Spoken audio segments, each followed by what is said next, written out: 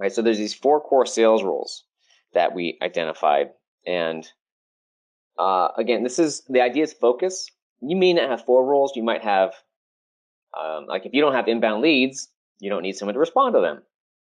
And of course, you can break each section down to a lot more roles where, you can have many kinds of salespeople closing business or many kinds of post-sales services.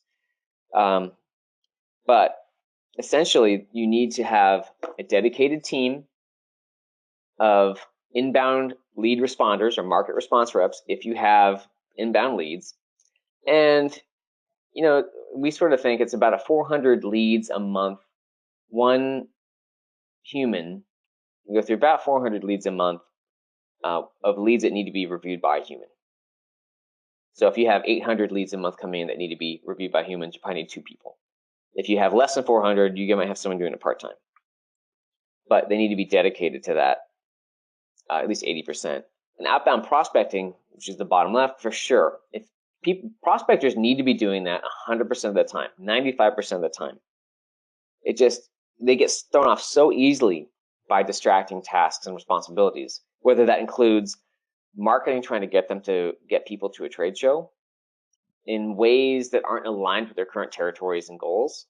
It could be upselling. There's just a lot of ways you can distract outbound prospectors from what they need to be doing, which is finding incremental business, new accounts, new opportunities that we wouldn't have found otherwise. Right? That's what the outbound prospectors are for. You can call a typical term now is SDR, sales development rep, which could be inbound SDRs or outbound SDRs. The new business closers, right? Salespeople who are really signing up new customers. And post-sales could include customer success, account management, services, like anything after they've signed up. Okay, so you need to specialize your teams. This is a requirement because this is what will lead you to predictability and scalability. Right? When you do this, you have much better insights into the team, what's working, what's not. Because when everything is combined, you can't really, if something's not working, it's really hard to figure out what the problem is. It's more scalable.